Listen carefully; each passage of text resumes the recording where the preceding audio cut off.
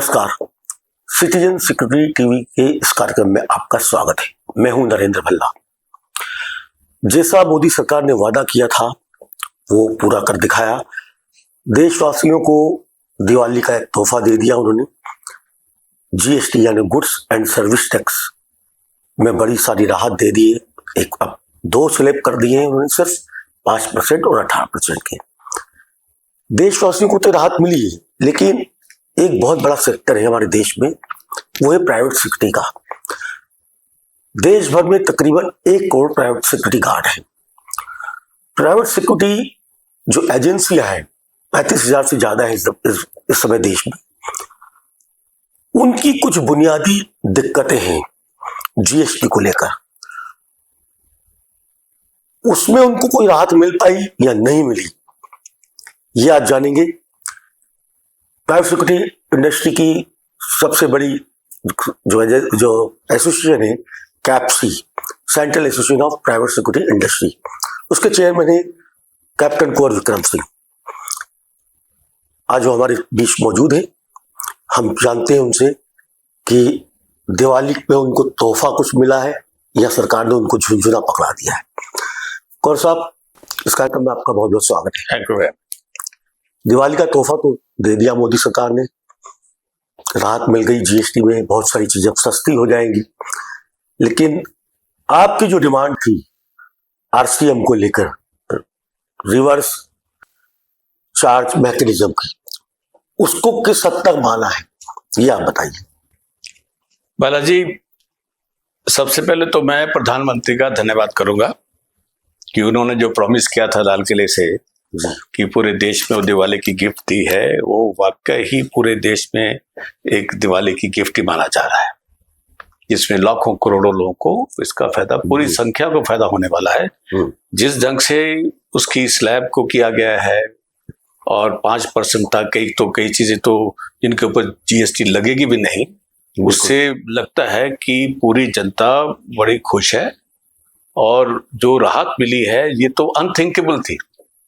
किसी ने सोचा था कि इस ढंग से मेजॉरिटी ऑफ द आइटम को 5% पे ले आए, और सारी की सारी आइटम है जिसमें आम एक नागरिक जो है वो उसको इस्तेमाल करता है, उसका यूज करता है, उसको फायदा होता है आपके घरेलू चीजों में और चीजों में, जैसे भी हो।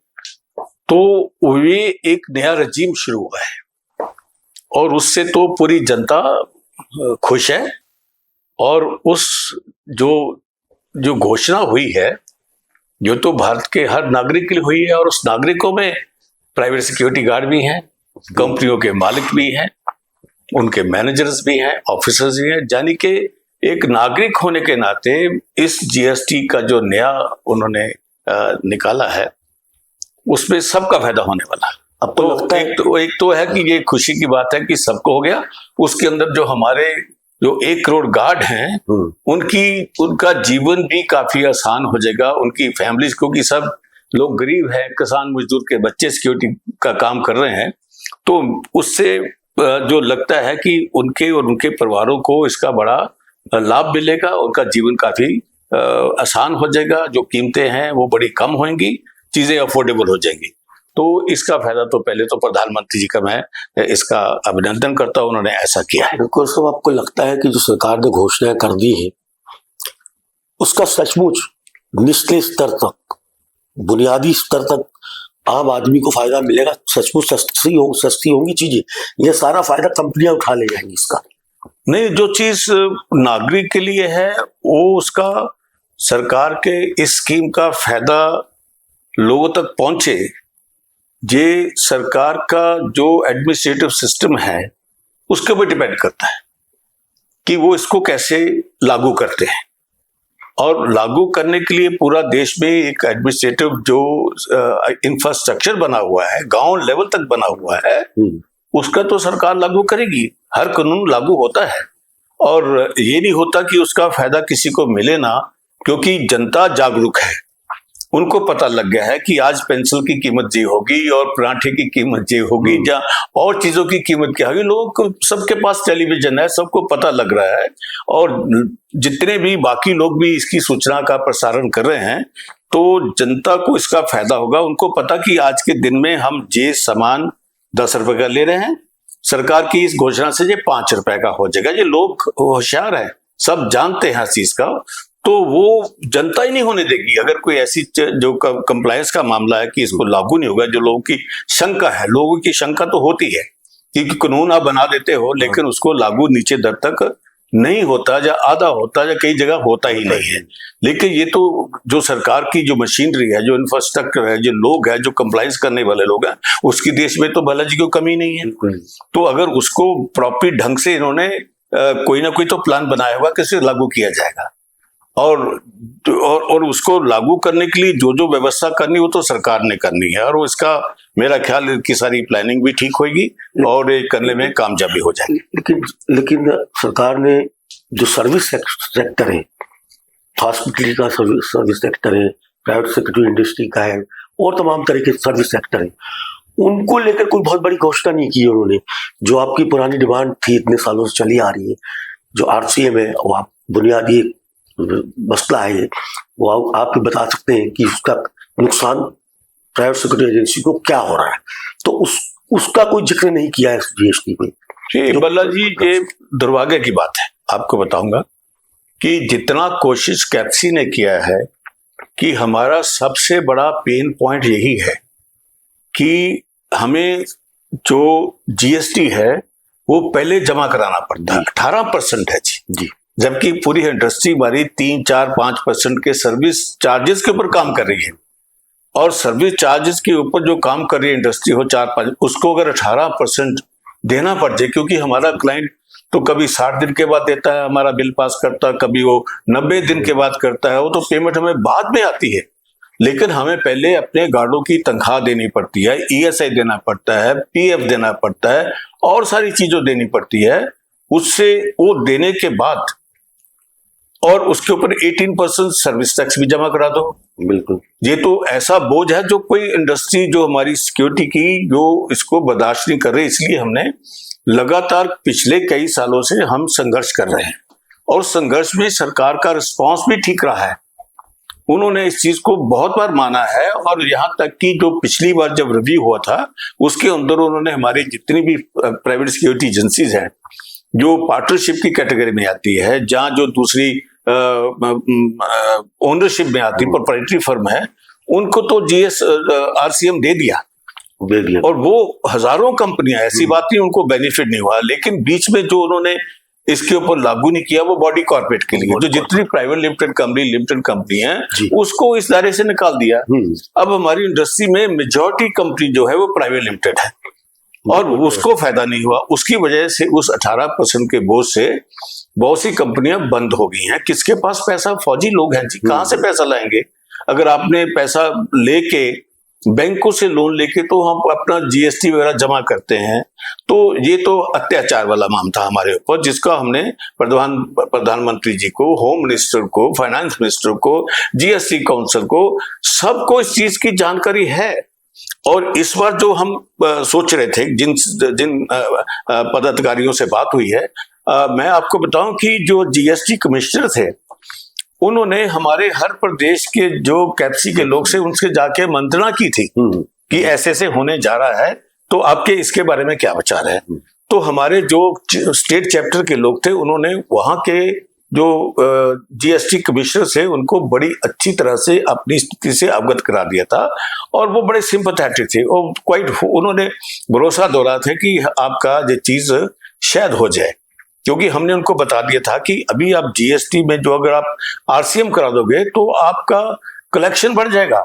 जो लोग नहीं दे रहे हैं, तो जो सर्विस ले रहा है अगर उसी को देना होगा तो उसको देना पड़ेगा, पैसा उसको जमा कराना पड़ेगा। सरकार में कोई पैसे की कमी नहीं आएगी, कोई शॉर्टफॉल नहीं हो जाएगा, बल्कि उनकी कलेक्शन बढ़ जाएगी। ये जानकारी उन सब लोगों के पास है जो जीएसटी को डील कर रहे थे, मंत्रियों के पास है, और हमें पूरी उम्मीद थी कि इस दिवाली में ये हम लोगों को भी राहत मिलेगी।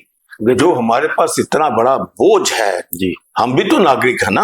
अगर आपने हमारी बाकी चीजें आइटम कम कर दी है, लेकिन ये तो सर्वाइवल का सवाल है।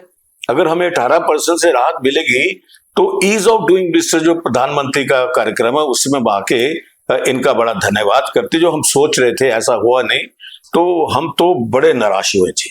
पूरी इंडस्ट्री में जो दिवाली का माहौल बनना था, गार्ड तो खुशी मनाएंगे, लेकिन गार्ड की खुशी के साथ तो जो कंपनियां चला रहे हैं, जो लोगों, इतने लोगों को उन्होंने रोजगार दे रखा है, अगर वही दुखी है तो काहे की दिवाली होगी जी।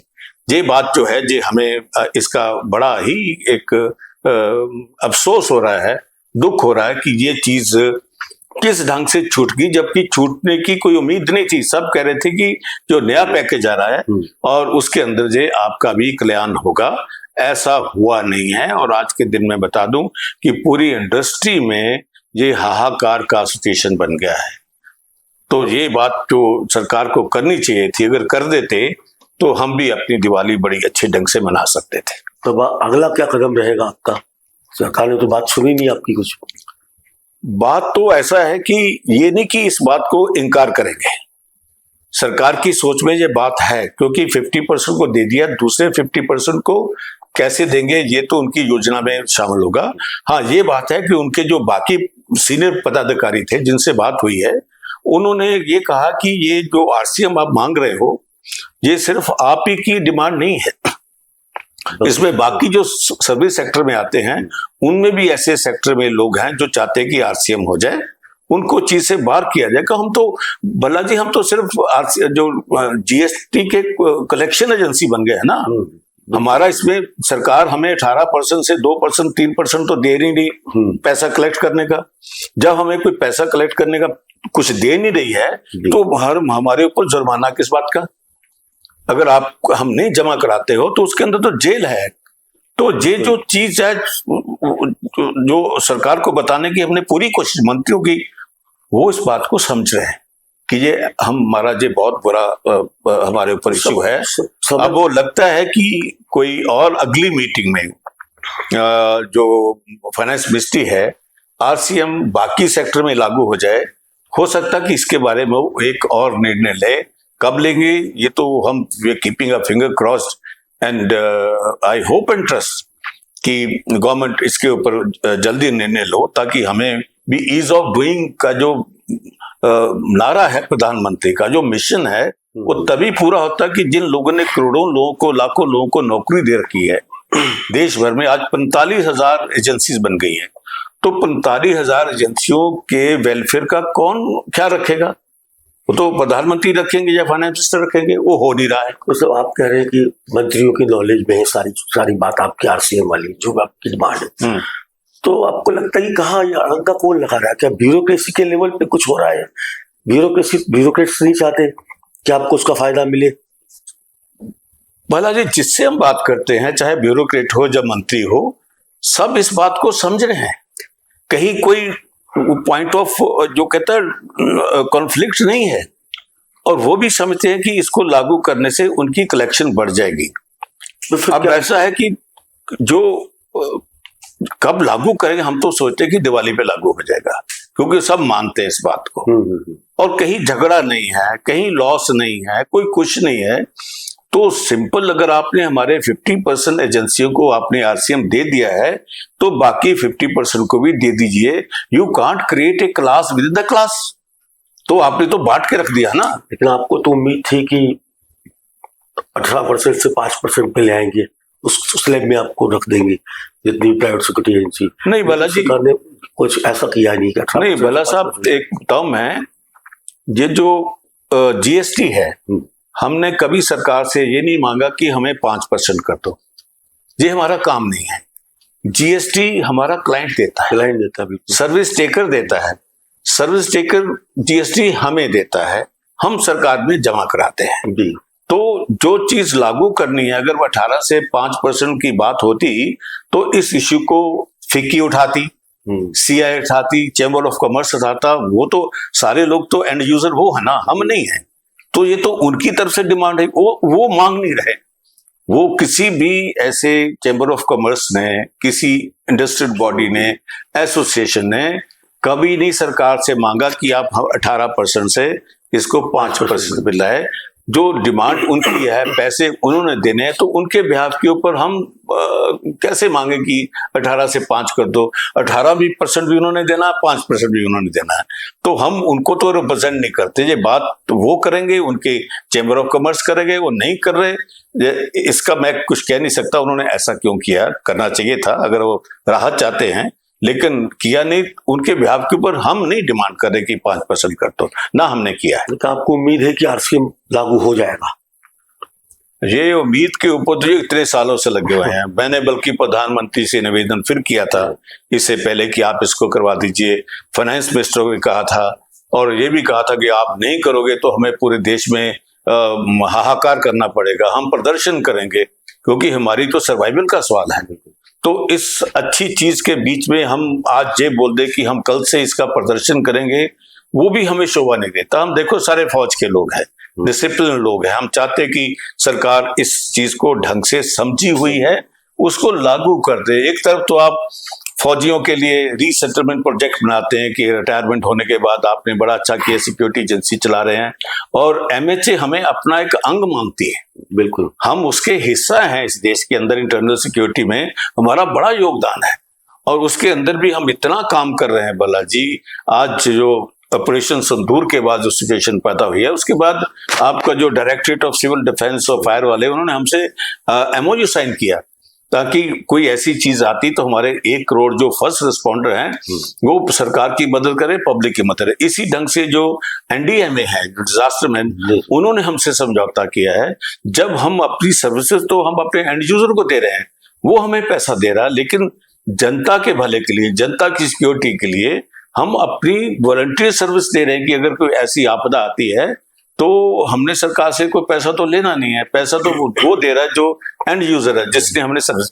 लेकिन फिर भी हम देश के नागरिक हैं, हम राष्ट्रवादी लोग हैं, देशभक्त हैं, तो हम उसके लिए सरकार को अपनी सर्विसेज जो दे रहे हैं, सब कुछ कर रहे हैं। तो एक सेक्टर जो वॉलंटरी देश की सेवा के लिए, रक्षा सुरक्षा के लिए, इंटरनल सिक्योरिटी के लिए हमेशा तत्पर रहता है, तो उसका ख्याल रखना तो सरकार का कर्तव्य बनता है। बिल्कुल, अब कर्तव्य बनता तो करके दिखाए ना हमें। अब क्यों हमें इसे वंचित रख रहे हैं, इसके अंदर क्या प्रॉब्लम पड़ रही है, मुझे तो इस सोच के बारे में समझ नहीं आ रही जिससे सरकार को फायदा होने वाला। हम कोई जीएसटी रिडक्शन नहीं मान रहे जिससे सरकार को कमी हो पैसे की, रेवेन्यू की, वो नहीं मांग रहे हैं। हम सिर्फ ये कह रहे हैं कि आपने जो बोझ हमारे पर डाल दिया 18% का, ये एंड यूजर पे डाल दी। दे आर रिच पीपल जो हमारी सर्विसेज हायर कर रहे हैं, वो बड़े बड़े कॉर्पोरेट्स हैं, इंडस्ट्रीज लोग हैं जो अफोर्ड कर सकते हैं। उनसे लेने में क्या, जैसे टीडीएस ले रहे हैं कि नहीं, बिल्कुल टीडीएस काट के उनके पास चले जाता है, उसी वक्त आप 18% उनसे आरसीएम ले लोगे तो देश का कल्याण होगा, सरकार के पास और धन आएगा, और प्रोग्रेस कर पाएंगे, और लोगों को फायदा पहुंचा पाएंगे। लेकिन ये क्यों डिले कर रहे हैं, हो सकता है इसके ऊपर कहीं ना कहीं बाद में विचार हो। मैं फिर कोशिश करूंगा ये थोड़ा दिवाली का माहौल ठीक लगे, लोगों को जो फायदा हुआ वो फायदा ले, हम इस मूवमेंट को चलाएंगे। और ये भी जो कहता कि हमने कहा कि अगर हमें देश भर में सरकार को दोबारा कान तक पहुंचाने वाली बात हुए तो हम हर देश की राजधानी में इसके बारे में कहीं ना कहीं प्रदर्शन भी करेंगे। और होना तो नहीं चाहिए, देखिए एक बार प्रदर्शन किया था तो 50% दे दिया था, अब अगर प्रदर्शन करके बाकी का 50% मिलेगा तो वो करने की हम तैयारी। जब तक बच्चा रोता नहीं, माँ भी दूध नहीं देती है, यही सिचुएशन हमारे लिए बनी पड़ी है कि आप अगर हमें रोने पे मजबूर करेंगे तो जो हमारी मानसिकता में नहीं है, हम कहीं प्रदर्शन का हमारे में सिस्टम नहीं है, डिसिप्लिन लोग हैं, तो काहे इतने देशभक्तों को आप परेशान करते हो। भाई दे दो, कोई हमें नहीं देना है, फायदा आप ही का है, आपके तंत्र से फायदा होना, तो हम बीच में रगड़े जा रहे हैं। तो हम तो प्रधानमंत्री से भी मैं निवेदन करूंगा, आपकी जो फाइनेंस मिनिस्टर है उनको भी निवेदन करूंगा कि इतना बड़ा सेक्टर जो देश की रक्षा सुरक्षा में लगा है वो इसके ऊपर अपना ध्यान दे, और शीघ्र ही जो आरसीएम है बाकियों को देना वो आपकी मर्जी है। जिस पिछली बार भी आपने हमें दिया था 50% लोगों के ऊपर, इस बार भी दे दे, क्योंकि क्लास विद इन क्लास ना बनाए जो कहता हूं, तो उससे हमारे सेक्टर का कल्याण होगा और हम अच्छे ढंग से देश की रक्षा सुरक्षा एक अच्छी मानसिकता से बड़े अच्छे ढंग से करेंगे। बहुत बहुत शुक्रिया कुंवर साहब, आपने इस कार्यक्रम के लिए वक्त निकाला। तो ये थे कुंवर विक्रम सिंह, जो बता रहे थे कि प्राइवेट सेक्टर इंडस्ट्री का फायदा, जिस जीएसटी का जो फायदा उनको मिलना चाहिए था वो फिलहाल तो नहीं मिला है, लेकिन उम्मीद करनी चाहिए, उन्हें भी उम्मीद है, उम्मीद के सहारे दुनिया चल रही है। उम्मीद करनी चाहिए कि वो आरसीएम के दायरे में बाकी 50% एजेंसी अभी आई जाएंगी। आपको हमारा कार्यक्रम कैसा लगा, इस पर आप अपनी प्रतिक्रिया दीजिए, मित्रों के साथ शेयर कीजिए और हमारे चैनल को सब्सक्राइब कीजिए, ताकि और अलग अलग रोचक जानकारियों से जुड़े कार्यक्रम को भी आप देख पाए। फिलहाल इतना ही, इंतजार कीजिए अगले कार्यक्रम का। नमस्कार।